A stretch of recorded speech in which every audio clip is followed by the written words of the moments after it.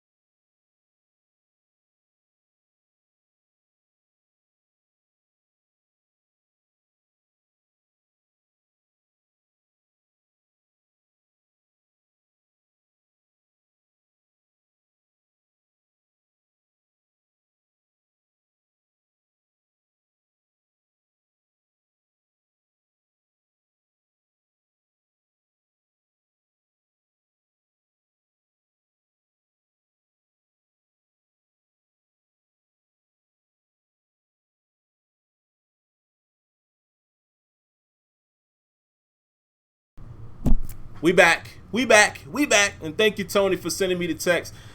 Sometimes, man, the audio gets muted on its own. It's weird. I don't know if maybe there's a short in my USB cable for my microphone, but it cut out. Now we're back. All right, so let me start off where I left off. I'm not sure what you heard last, so let me just say this.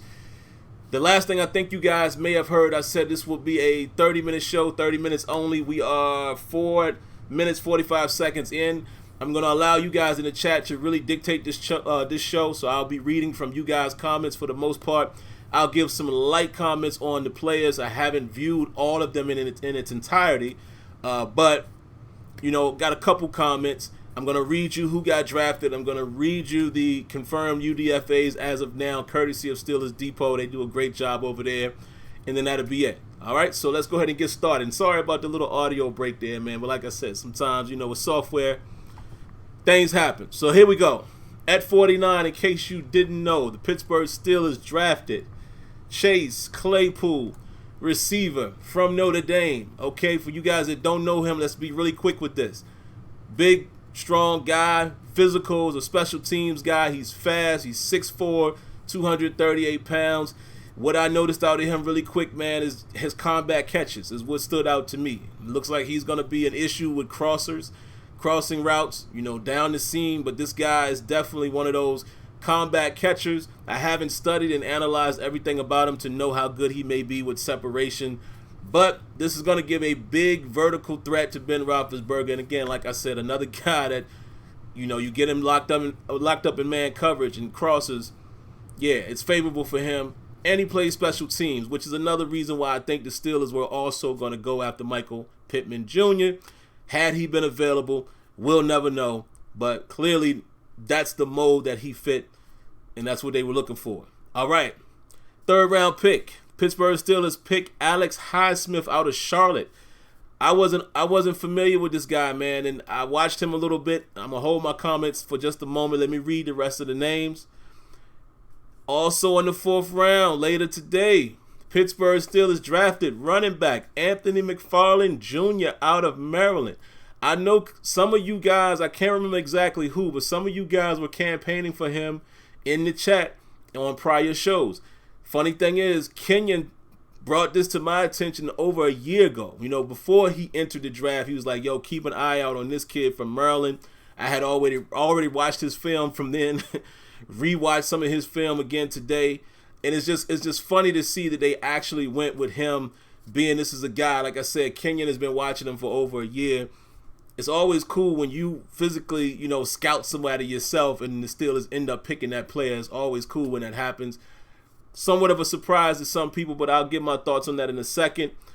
4th round again, Steelers went with offensive guard Kevin Dotson out of Louisiana. Got some comments on him. 6th round, Antoine Brooks Jr., also out of Maryland. Funny story. I had already kind of scouted him. Didn't really go into detail, but I had watched a Maryland game, and this guy was jumping off of the screen to me, and I was like, oh, who's this dude? I said, okay, this could be a safety. Maybe the Steelers might look at it in later rounds. Kind of didn't really think about him much more going into the draft, but I just remembered looking at him some months ago, like when actual college football was happening. And lo and behold, look at this. They picked him. All right, so I got my hands full, man. I'm going to be watching film on a lot of these guys. So by Tuesday, I'll be able to give you my real in-depth assessments. And then last but not least, man, in the 7th round, they drafted Carlos Davis, D-tackle out of Nebraska. It's funny, I saw a lot of fans going off saying, man, they're not drafting what they need. Who's going to play nose guard? They're not going to address tackle in this draft. And they did. We'll see if he makes the team or not, but sometimes, guys, you just have to be patient. Like I said, they're not always going to take the players that we want when we want them.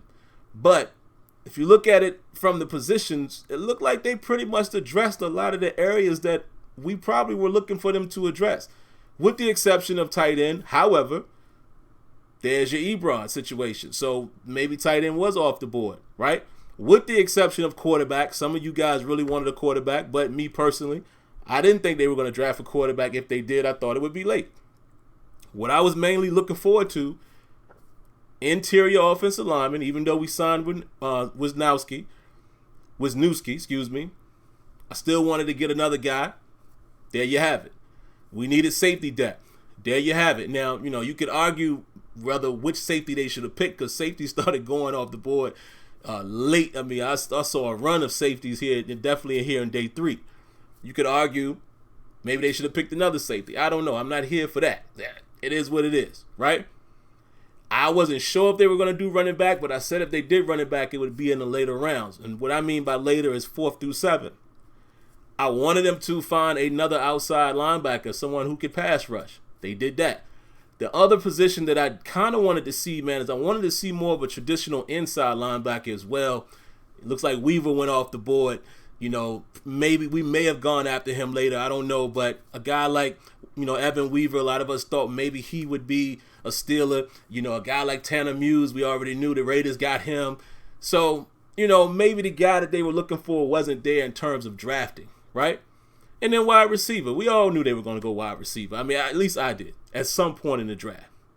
Now, the UDFAs, and, you know, if you guys know some of these players, definitely speak up in the chat. So far, as of maybe about 40 minutes or so ago, the Steelers have signed Christian Montano, a center from Tulane, James Lockhart, outside linebacker from Baylor, Leo Lewis, inside linebacker from Mississippi State, Spencer Nye, I believe, fullback from Auburn, James Pierre, cornerback from Florida Atlantic, and Calvin Taylor, DN from Kentucky. So those are the UDFAs, and we should all know by now that we cannot dismiss these guys because some of these guys have made a way. You know, Ola and Tuzar Skipper, these type of guys ended up finding their way on the roster, so I'm not going to discount any of these guys. So I got my hands full again as far as film work. All right, so let me give my quick minor assessment, man, just on the picks. Like I said, I'm going to wait until Tuesday before I dive deep into it. Kenyan's going to come on. Tony may be able to come on as well. We'll do the steel table discussion, and we'll really talk about these picks.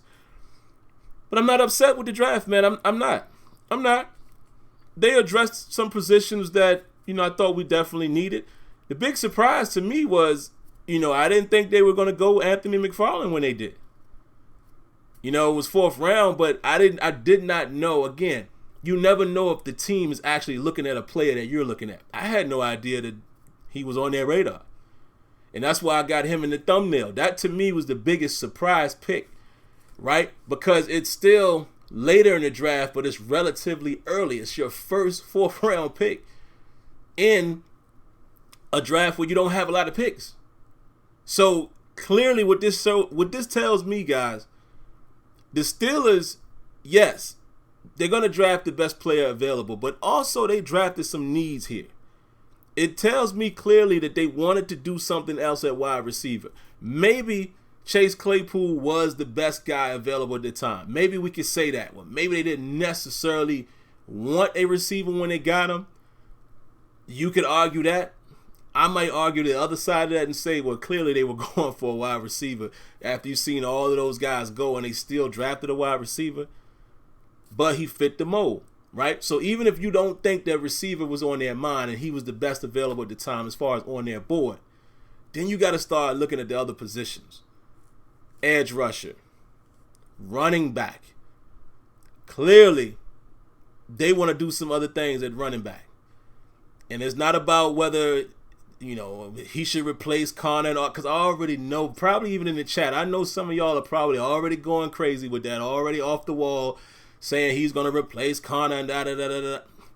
This guy is a change of pace back, period. Not saying that he couldn't eventually be more of the guy who's getting the bulk of the carries at some point, but right now what he is, and what I actually love, he's a change of pace type of back. What have I been saying the last few weeks about Kareth White? I want this type of guy in our backfield. Didn't we just say that, I believe, last week? We don't have the home run hitter. When we were talking about Leonard Fournette, saying that Fournette is a big guy, but he can house that thing. You know, he's a home run hitter. This guy right here has got some speed and some pop and can be a home run hitter. Great change of pace. What I envision, and I don't know, I'm just saying, this is what I envision. James Conner is going to be the starter, right? Benny Snell is going to be our ground and pound type of guy, bruiser, thumper, gets stronger as the game goes on. And McFarland can be that change of pace type of guy, and he can catch out of the backfield. You know, bringing a different skill set. I would love to know who's in trouble. Maybe we'll discuss that on Tuesday. Which running back is in trouble? You could say Kareth White. You could say Trey Edmonds. But I don't think McFarland is going to be on a practice squad. No. I don't think you draft him where you draft him for him to not make the roster. And he could do some things in the return game. If you ask me, Jalen Samuels might be in trouble, folks. The Steelers are not going to cut Benny Snell. Jalen Samuels might be in trouble unless the Steelers are looking to keep 4 active backs. I don't think you put McFarland on the practice squad. He won't stay there long. It's going to be interesting. The other two things I'll say really quick, man, before I get out of here. Before I turn it over to you guys in the chat. I haven't studied it a lot. I did my normal processing with Alex Highsmith, but I still want to do a little more. I couldn't find as much film as I wanted to, but what I see out of this guy, he is a pure pass rusher. You know, if you want to challenge how good he is or how good he isn't, I'm not here to say that tonight. What I'm saying is this guy is a pure pass rusher. I'm already seeing that he has a plan, right? He has pass rush moves. I mean, I've seen multiple moves already in the little bit of time that I've watched him. I've already seen 3 or 4 moves where he might swim inside, he might rip. I've seen speed to power. I've seen him use the spin. His get off is crazy. Look at his first step. If you guys want to hear a more professional breakdown, go check out Baldy on Twitter and listen to his breakdown of him. This dude could be a special one. You know, he's raw talent. And just think about it. We were saying the same thing about TJ Watt, right? Before he came out. What was everybody saying? He could develop to be something. He did. Now, I'm not saying that Alex Highsmith will, but I'm saying clearly I see what the Steelers were trying to do here. They went and found another pure pass rusher to be in the mix. And if you listen to what Mike Tomlin and Kevin Colbert said, they're looking for him to contribute. So we might see a lot of him early on, spelling one of those guys, which means Ola better get himself together, which means Tuzar better show up. Because this boy is coming, man. He got the raw skills. We don't know how good he's going to be, but I like what I see out of him. Who else I like, and I'm not going to go into Antoine Brooks or Carlos Davis because I haven't given my full eye to those guys yet. Yo, this dude Kevin Dotson, man. Listen, man, I watched today 4 games of him. And like I said, what I usually do is I try to find, cut-ups where it's all offensive snaps. I don't have time to watch full games, offense, defense. This guy is solid at guard. He's playing right guard. I don't know what he'll be for us. I don't know if they're looking to move him to the left side or what have you and try to groom him to play alongside DeCastro or what have you. But, man, this dude is a mauler. Big boy. And he is a mauler. Shows good strength. I didn't really see any plays that I can recall where he got pushed backwards. He's constantly at the second level. He gets to the second level quite often and he finishes. I like what I see out of him, man. Looks like a lot of brute strength. And so apparently PFF rated him the top guard in 2019. But I'm telling you, cut on the tape, you're going to see it for yourself. This dude can block.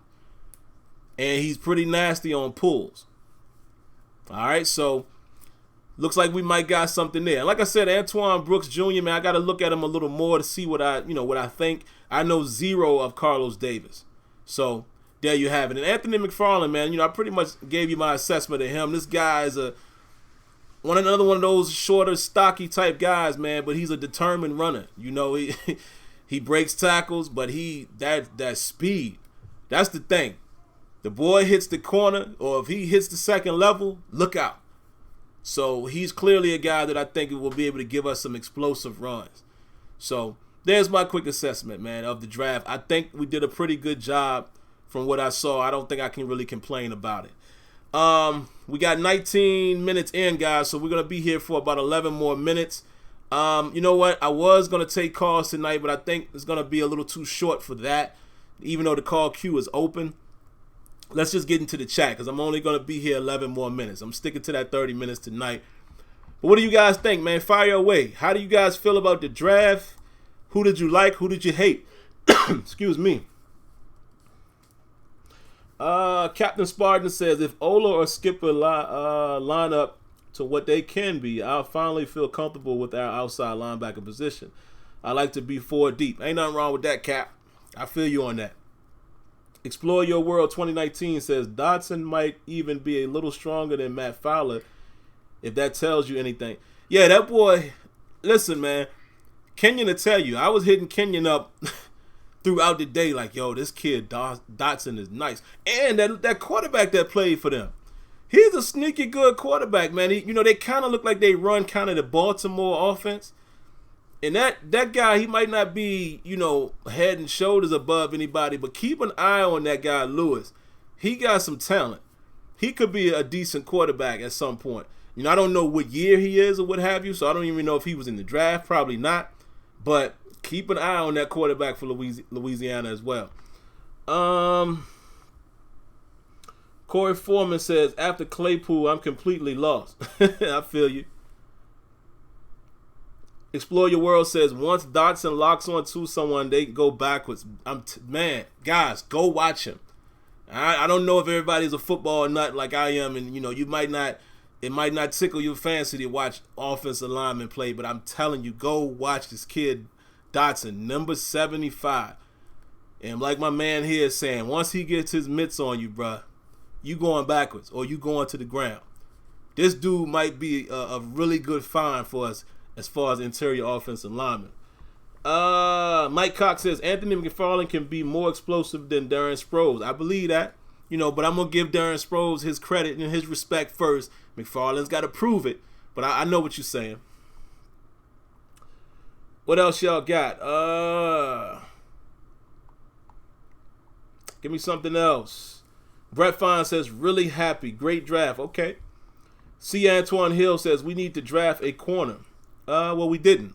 So we have a UDFA corner.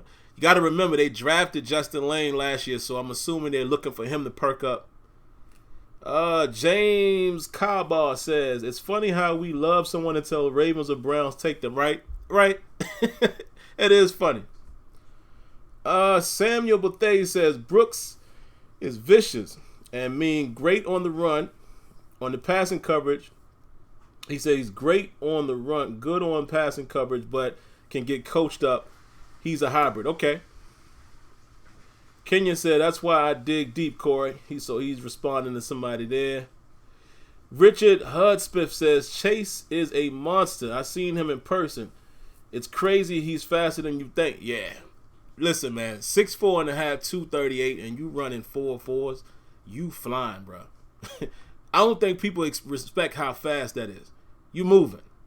You are moving. Let's see. Why Diggy says, there wasn't a pick that I hated this year. I don't think I can say that either, man. It wasn't any head scratches. I understand that some people probably felt we should have went different positions.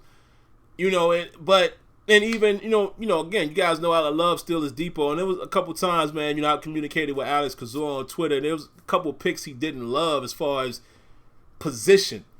But even if you don't like the selection as far as the position, I don't think there's too many picks. I can't say there's any of these guys that I didn't like, especially when I cut on the tape. I didn't know anything about Alex Highsmith, but when I looked at the tape, I said, oh, okay. I see some potential there. There's none of these picks that I don't know the Davis kid, though. I got to watch him, but from what I'm seeing, man, look, I'm not upset with any of these picks either. Not at all. Not at all. Raymond Santiago says, we just signed QB Trajan Bandy. Okay. Do anybody know anything about him? If y'all can give me some history on him. They said Carlos ran a 4.7. Wow. A D tackle? Yeah, that's moving. What's up, Rough House Boxing? My boy Rough House in the building, man. He says, the writing is on the wall. Either Ola or Gilbert. No. Gilbert is all right. Gilbert is all right. You got to keep in mind, Rough House, inside backer, we still need help there, right? We didn't draft one. We did get one in UDFA, pretty much same way we got Gilbert. I don't think the writing on the wall is for Gilbert, though. I think Gilbert will be okay. Gilbert, somebody's going to have an opportunity with the loss of Barron and the loss of Matakevich, regardless of how we all feel about Matakevich. He'll be all right. Ola might be the one that's in trouble because, come on, Highsmith, to me, he looks like a better pass rusher. I liked Ola last year and the year before, but nah, it don't look like he got the tools that this guy Alex could have. And they're pretty much at the same You know what I'm saying? Like, it's not like you can say Ola is way better or anything like that. Nah. To me, from the naked eye, Alex Highsmith looks like the better pass rusher. Like, technique-wise, he looking right to me. We'll see how it translates. Right on time here. Baller23 says he loves the Highsmith pick. Yeah, see, I didn't know anything about him, so I'm really crazy about it now after watching some film, and I'm going to try to dig up some more. If any of you guys can find some good film on him, man, I watched the Clemson game, but if you can find some really good film on him, please send it to me, man. SimFBallCritic@gmail.com. Please do that so I can take a look at him a little bit. My man Jason Winningham says, oh, hold on, I just lost the comment, my bad. Let me find it, let me get it back. So many of you guys comment, man, when I move the cursor. Oh, man, I lost it. My bad. I'm going to find you, though. Here we go, Jason. He says, I see Claypool possibly growing into a tight end body. It looks like Kevin Winslow Sr., and he's nasty. No. He might, but I don't want that. I don't want him at no tight end. I don't want him at tight end if he don't have to be there. Now, of course, if he could be tight end with that speed, oh, that's another nasty threat. But nah, let's keep him as a receiver right now, well, especially while Ebron is out there. Let's move him around. Now, if you put him at tight end and you just flex him out and move him around, that's different. But I don't want him to be pigeonholed as a tight end. I like Chase Claypool right where he at. Let's see. Jordan Miz says, Sim, I liked all of our picks. We got an O-lineman help, height, and speed, and possibly leadership with the defensive picks. Yep, can't be mad at that. Yeah, Louisiana Lafayette had talent, man. I'm telling you, that it's another kid, too, receiver. I think his name was something Jackson, number 17. The running back was decent. I mean, all of their receivers caught my eye, but that number 17, he looked like he could be something. And number 15, I think, was one of them also. I don't remember their names, though. Let me scroll down a little bit, guys, because I see there's a bunch of comments here, and I want to try to give everybody an opportunity before I sign off here in about 4 minutes. Real Fact says, love the Brooks Jr., love having a safety that is involved with stopping the run. Absolutely. Absolutely. Glock Lesnar says, who would you compare Claypool to? Mike Evans, Vincent Jackson. Ooh, you got me thinking now.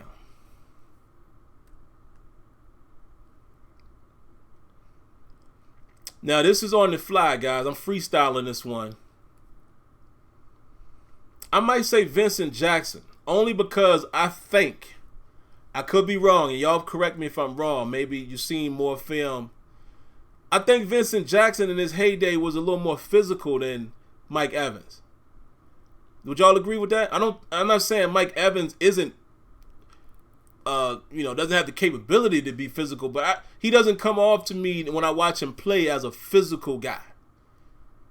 I think Vincent Jackson was more imposing, in his heyday. So I might say Claypool probably fits that mold a little more. Just my quick assessment on the fly. That's a good question, man. I appreciate that. Let's see. Somebody said you should look into signing Jameis now, and we have a complete team. Ain't happening, Bala. They not signing nobody like that, man. This is not gonna happen unless they play it on league minimum. Good question. Mike Cox says, how do I feel we stack up against the Ravens after the draft? Man, let me tell you something, man. I'm going to tell y'all something y'all don't want to hear. Them Ravens look nice, man. Y'all hear me? You hear me? Them Ravens looking good right now. I'm going to be honest with you. I don't know where we stack up, bro. I'm just going to be all the way 100. I don't know. We still don't know what Ben is coming back. The Ravens got a well-oiled machine right now as far as that offense. And they added pieces to the defense. And they added pieces to the offense. Didn't they grab J.K.? Was it them who grabbed J.K. Dobbins? Or one of them running backs they got? Fam. The Ravens looking good right now. So I'm going to be honest with you. I don't know how we stack up against them. Right now, Ravens might be the better team, man. I'm just being frank. I'm just being honest. You have to say you can only judge it based off what we saw last. And right now, the Ravens is who we chasing in the AFC North. I hate to say it, but that's just keeping it a buck, man. It's keeping it real. That's just keeping it real. Let's see. Jerry Cherry Band says McFarland adds needed competition to the running back room. Fully agree with that. And that speed, man. That speed. We haven't had a guy that can hit it and go in a long time. And I'm sorry if I'm skipping some of you guys' comments, man, but I got to be fair, man, because I can't read them all. So I'm going to just skip around a little bit. Who doesn't make the team out of our picks? Let me look them over again. I don't know, man. This could be one of them years that they all make it. I'll be honest with you. Carlos Davis, you might say he could be in a battle, but not necessarily. It ain't really nobody he really got a battle. I mean, of course, you know, you got guys like Bugs that can play interior. Big Dan, you know, we going to value him over this guy. We got Wormley that's going to be able to play up and down the line. So maybe the D tackle position could be open. We'll see. But I'm thinking maybe the Steelers, if Carlos Davis shows them what they want to see, it might be the end of the road for Big Dan. You know, he's had his time. You know what I'm saying? So that might be the only position that's in trouble of not making it. Antoine Brooks Jr., he should make the team. Okay? If he can come in and outperform guys like Marcus Allen, which I thought had an opportunity, but I don't know. We'll see. You know, Jordan Dangerfield, these type of dudes, he should make the squad. Kevin Dotson, I believe, is going to make the team at offensive guard. And the other three, you know they're going to make it. So there's no question that Claypool, Highsmith, and McFarland are going to make the team, you would expect. And I think after that, the only other person that might be in danger might be Carlos Davis. But I think he makes the team. All right, I'm a little bit over my 30 minutes, guys, but I'm going to give y'all a couple more minutes. Just a couple. I want to read a few more comments, some people I haven't read yet. Dual Threat Gamer says, I'd prefer Marcus Allen if he took a step. Yeah, you know what? I was big on Marcus Allen, man. I liked his possible potential as a dime backer. We'll see. You know, listen, I'm not going to fall in love with any of these players. Whoever makes the team is who I'm running with. You know, I was rooting for Cam Kelly last year because he made the team. So that's how I feel. I don't have a love or an affinity with any of these guys where I'm going to be hurt and pissed if I want the best players on the team. Period. Right? But we'll see. We'll see. Those two guys might duke it out. Let's see what else y'all got, man. Give me a couple more.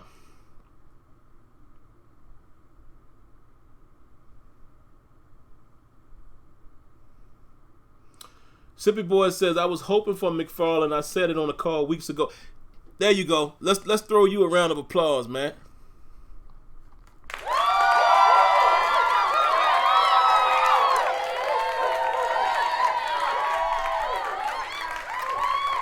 Round of applause to Sippy Boy. I couldn't remember who it was. I knew some of you guys, and I knew one of y'all had said that on the call. I just couldn't remember who. So, yeah. You got your man.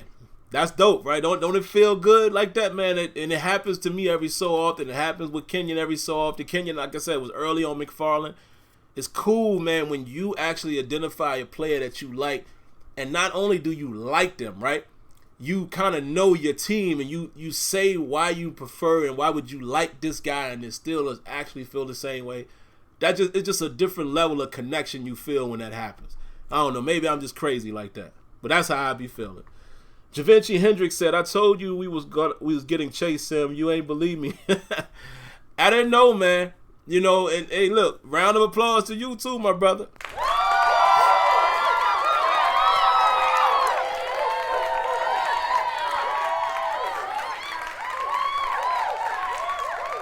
I tip my hat to you, man. You called it. That's what's up. That's what's up. All right, I'm going to read two more comments, and I'm shutting it down. Daryl Duke says, all of the interior linemen I wish the Steelers with drafted winning the first. Whoa. All of the interior linemen I wish the Steelers would have drafted. I think that's what you're trying to say. They went in the first round. Yeah, that's how it happens sometimes, man. That's how it happens sometimes. All right, actually, two more. I'll read these last two comments here. Daryl Dalton and Mr. ABS. Sam, which draft pick do you predict has the most potential to have the biggest second-year jump? Oh, to these guys? Now you got me thinking. Out of these guys,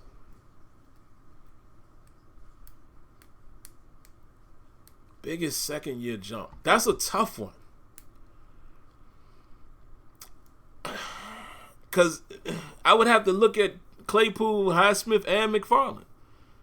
Because in year 2, you could foresee these guys having a real role. Highsmith, let's imagine that Dupree doesn't get a long-term deal. Highsmith could have an opportunity. He might turn out to be a bad boy in his second year. Claypool, receivers tend to get a little better in their second year. Look at James Washington. He looks way better than he did in his first year. And then McFarland, obviously, one of those running backs definitely will be in trouble next season. Connor might not get signed. So that's a loaded question. I don't know, but I think the three of those guys probably. So that would be my thought. And then Mr. ABS, the last comment of the night, he said, Steelers drafted every position that needed depth. McFarland brings that change of pace we needed. I like White Jr., but remember, he was a 7th-round pick, so McFarland may take his spot. Listen, man, you are 100% correct with that, but I actually think it's deeper than what everybody else thinks. I think Samuels could be the one that's in trouble. I really do. Now, if you want to say that McFarland gives us that speed and pop that Karif White gives you, and it's kind of a swap, I'm cool with that. But here's the only problem. Are the Steelers going to keep 4 active running backs? If so, then maybe that would be the 4. And maybe one of these guys would be down, so they keep 4 running backs on the 53 and one guy will be inactive every week. However, if they don't prefer to do that, they prefer to keep 3. And, well, sometimes they do keep 4. So, yeah. That might be the 4 right there. That might be the 4. You're right. But let's just assume they only want to keep 3 active. Maybe there's another position they value more. You're not going to put McFarland on the practice squad. So, we'll see how that shakes out. If they keep 4, it's a potential that it will be Connor, Snell, Samuels, McFarland. And White would probably be in trouble. Unless he has some practice squad eligibility. But we shall see. But all right, guys, I told y'all this was going to be an in and out. I got a date with my 6-year-old son, man. We're going to watch this little special that's coming on tonight at 9 o'clock, so I got to get out of here. But like I said, I told you it would be 30 minutes. We did 38, so I did a little more than I expected. But I will be back on Tuesday, man. Terrible Towel Tuesday will be kicking off on Tuesday, 7:30 p.m. Eastern Time for you guys that aren't familiar with that.